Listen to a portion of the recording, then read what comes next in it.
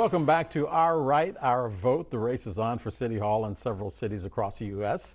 In Georgia, 14 candidates are looking to replace the mayor there, Keisha Lance Bottoms. In Atlanta, former Atlanta Mayor Kasim Reed and City Council President Felicia Moore are among the 5 leading candidates in that race. Residents in New York City, the Big Apple, also choosing a new mayor for the first time in 8 years. The Democratic candidate Eric Adams is taking on the GOP candidate Curtis Sliwa. This is the first time the New York City election system will be using its new ranked choice voting system to decide an election. Astrid Martinez is at the Eric Adams campaign headquarters in Brooklyn, New York. Good evening, Astrid. Good evening. Behind me, you can see that some of Eric Adams' campaign staff is here. They're preparing for a celebration if poll numbers turn out to be right. Now, we know that for months now, the New York voters have listened to pitches from the Democrat Eric Adams and from the Republican candidate Curtis Sliwa. And today is the day that finally the voters get to decide who the 110th mayor will be of this city and who will represent the Big Apple for the next 4 years. Eric Adams, 61-year-old, current Brooklyn Borough president. He was an NYPD officer for 22 years, and he has vowed to strengthen public safety. We know that he said that he's advocating for increasing police presence in high crime neighborhoods, for hiring more black and brown officers. He's also advocating for hiring the city's first female police commissioner. Now, despite registered Democrats far outnumbering the Republican voters here in this city, Sliwa has not slowed down his campaign efforts. Yesterday, the founder of the anti-crime group Guardian Angels hit the campaign trail one last time, trying to garner any last-minute undecided voters. He did this with a sling in his arm after being hit by a cab last week. Sliwa has also vowed to tackle crime, and in recent weeks, the 67-year-old said he opposes Mayor Bill de Blasio's vaccine mandate, which went into effect yesterday, one day before election. Adams says he does not oppose the vaccine mandate, but he wishes that the mayor would have spoken with unions first. Now, despite, the outcome today, we know that issues such as the pandemic, homelessness, crime, and gun violence are big topics that are going to have, New Yorkers are going to have in mind. So whoever is elected has a lot of work cut out for them. Live in Brooklyn, Astrid Martinez for BNC. Astrid, thank you. And there is a story, by the way, to that cat that Curtis Sliwa was holding. We'll get to that in just a second. But we want to catch up with some of the other cases because down in Miami, the city's current mayor there, Francis Suarez, is hoping to keep his seat. He is running against 5 people, including digital sports show and podcast producer Max Martinez. Although Suarez is a Republican, he has been critical of the governor there, Ron DeSantis, and the former President Trump. Let's go to BNC correspondent Stephanie Bertini, who is in Miami. Good evening, Stephanie. Good evening. I think it's safe to say that Mayor Francis Suarez is pretty confident about what the results will be tonight. In 2017, he won the election and became Miami's mayor by more than 85%. It was 86% to be exact.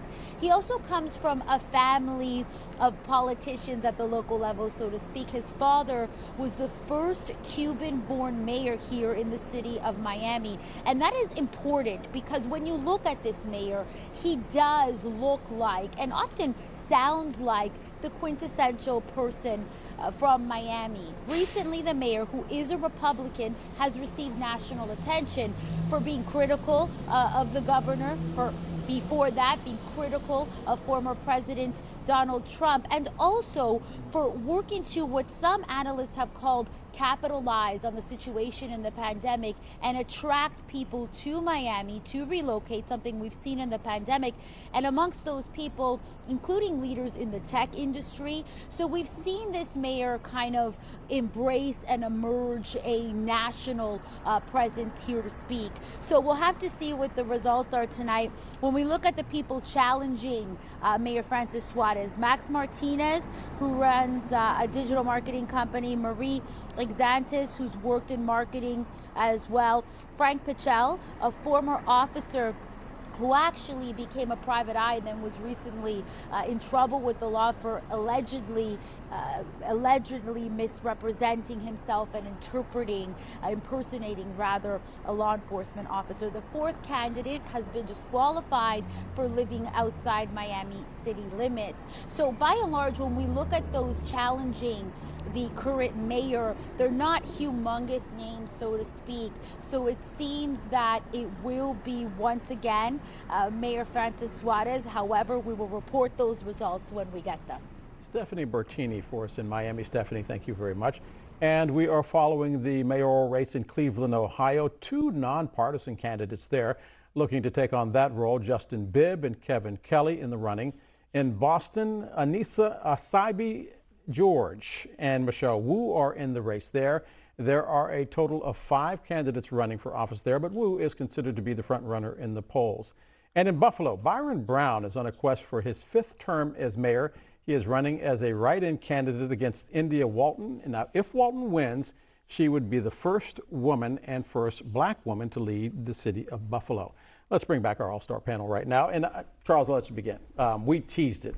The cats, Curtis Lewa and the cat. You wanted to say something about Curtis Lewa and the cat. Listen, in another cycle, a better Republican candidate really could have given Eric Adams a run for his money. People don't really know what Eric is going to do. It's very much a mystery, and I think it makes a lot of people very nervous. But Curtis is a very eccentric guy. New York has a lot of eccentric characters. He's so good with words. Have you noticed? Eccentric. Right, that's one way to put it. Yeah, that's not the word he was using before. He and his wife live in a 320 square foot studio with about 15 rescue cats at this point. Maybe it's going up or down, if they rescued more. He was running on this platform that had an animal rights kind of a platform. Some parts that were good, like, no kill shelters or whatever, but some parts that were like, snap for cats, and it was like, and also like, putting, GPS on the cats so they can kill the rats. It just got a little too eccentric, I think, for most New Yorkers. And when he showed up today with, this cat is called Gizmo, and they wouldn't let him in with Gizmo because you're not supposed to have pets in the thing, and he's like, he freaks out, and then they say you can't have your name on your jacket because that's also against the rules.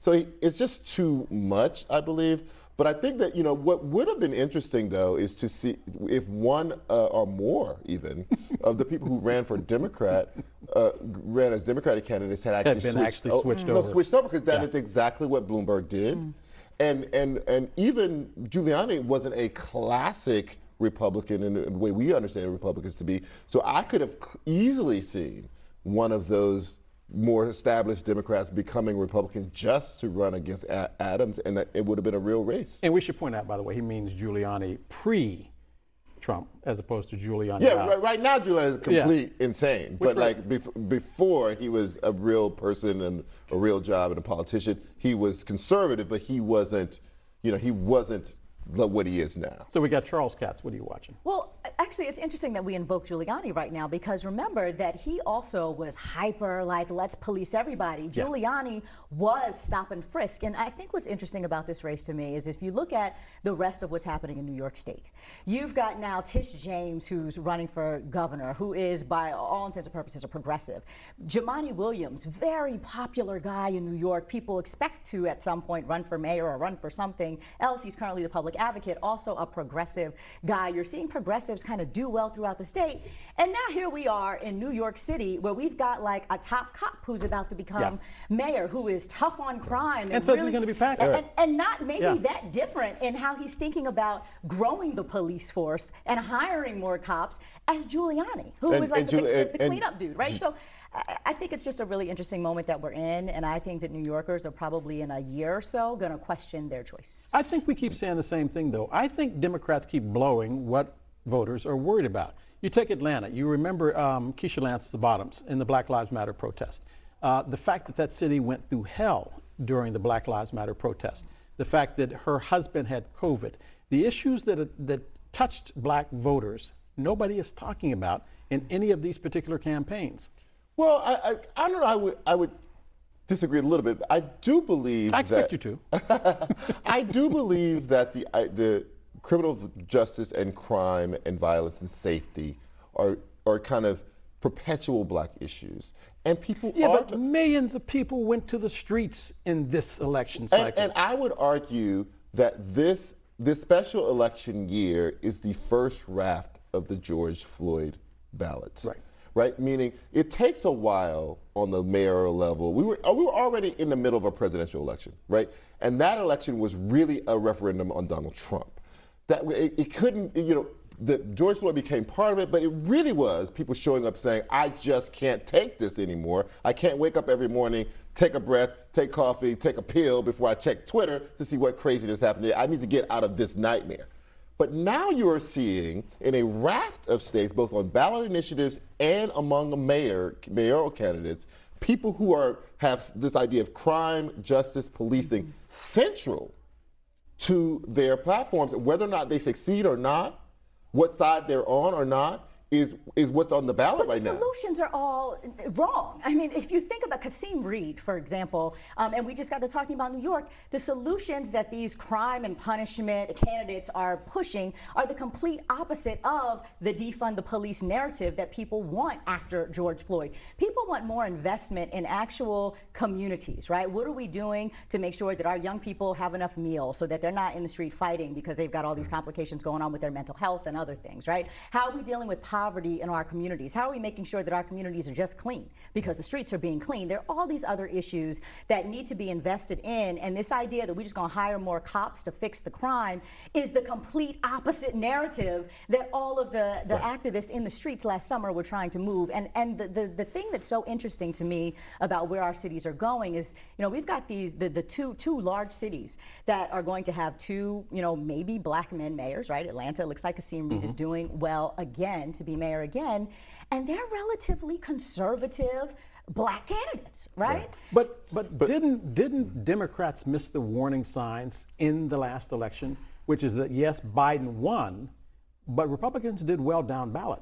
And that should have been the canary in the coal mine. They're telling me 30 seconds, so I'll let you take it. No, go ahead, you take it. Well, I'll just say this. I think what this points to is that the black community is not a monolith. There are parts of the black community that actually want the more cops. It'll be very interesting to look at North Minneapolis, by the way, on that ballot initiative, because they're seeing a lot of gun violence, and many people in those neighborhoods actually want more police, and their young activists are saying that is not what you really need because it's going to backfire on you. Were you reading the script? Because that's what we're going to be talking about next.